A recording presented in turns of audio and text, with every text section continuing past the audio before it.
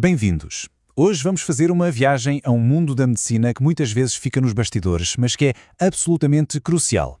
Vamos seguir as pistas, começando numa simples amostra e terminando num diagnóstico que pode mudar uma vida, para perceber como é que os patologistas conseguem ler as histórias secretas que as nossas células contam.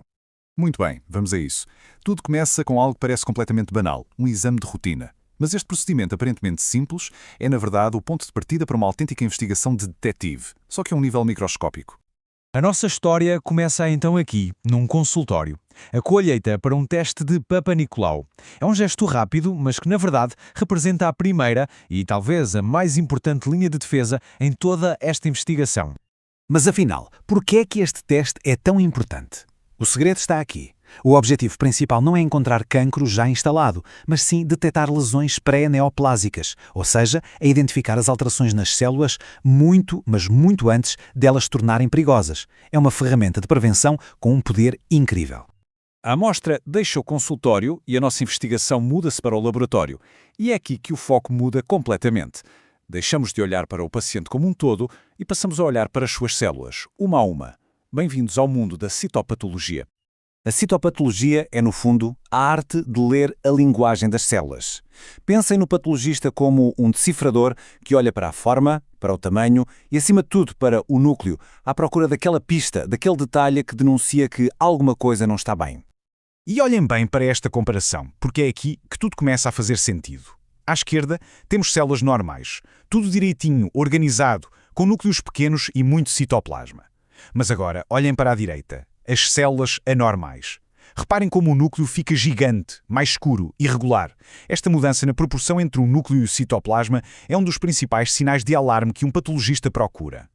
E para que toda a gente se entenda, os patologistas usam uma linguagem comum, o sistema Bethesda. Isto não é só dizer de normal ou normal. Categorias como LESL, que é uma lesão de baixo grau, ou HSL, uma lesão de alto grau, dão uma ideia muito precisa da gravidade das alterações. E é isto que vai guiar os próximos passos. Ok, até agora, a nossa investigação já identificou o quê? Umas células com um aspecto estranho. Mas um bom detetive tem sempre de descobrir o porquê. E na grande maioria dos casos, a investigação leva-nos a um culpado muito específico. Esta é a pergunta de 1 milhão de euros, não é? As células não mudam assim do nada. Tem de haver um agente externo a reprogramá-las, a forçá-las a comportarem-se de forma diferente. Mas quem é esse agente? E aqui está a resposta. E é um número avassalador. Quase 100%. Praticamente todos os casos de cancro do colo do útero são causados por uma infecção que não desaparece, uma infecção persistente com o papilomavírus humano, o HPV. Esta ligação é das mais fortes e bem documentadas de toda a medicina oncológica. Então, como é que o vírus faz isto? Bem, o plano é bastante engenhoso. Primeiro, infecta as células mais jovens. Muitas vezes o nosso sistema imunitário dá conta do recado e elimina-o. O problema a sério começa quando a infecção se torna persistente. Aí, o ADN do vírus invade o nosso próprio genoma e começa a produzir as suas armas secretas, as oncoproteínas E6 e E7. Estas proteínas vão atacar os guardiões da nossa célula, os genes P53 e PRB. Pensem neles como os travões da célula. O que o HPV faz é basicamente cortar os cabos dos travões. E uma célula sem travões entra em modo de proliferação descontrolada. Com o principal suspeito na mira, o patologista precisa de mais provas. É preciso ter a certeza de que o vírus não está só de passagem, mas que está ativamente a causar o crime. E para isso, a investigação tem de ir mais fundo, ao nível molecular.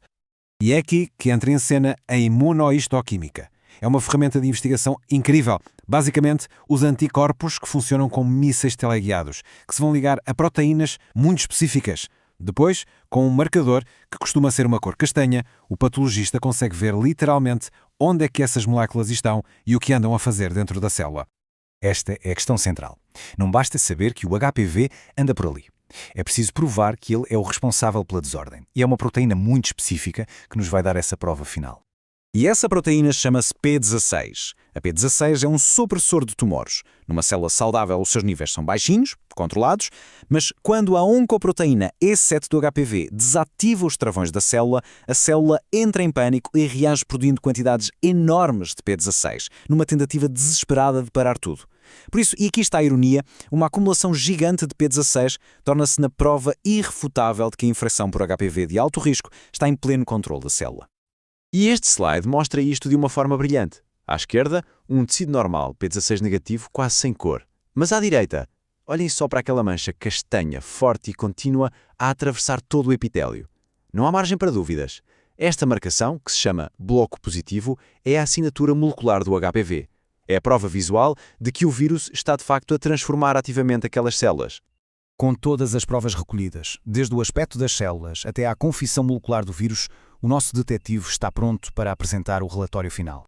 E o ponto-chave é mesmo este, a forma como tudo se junta. A citopatologia deu o primeiro alerta, células suspeitas. O teste molecular identificou o culpado, o HPV. E a imunohistoquímica para a P16 conseguiu a confissão, provando que o vírus estava ativo.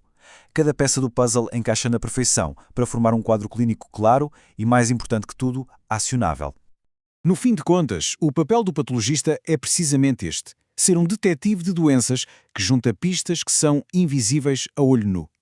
O relatório dele não é só um diagnóstico, é um mapa detalhado que vai permitir aos médicos tomar as melhores e mais informadas decisões para o tratamento e para o cuidado do paciente.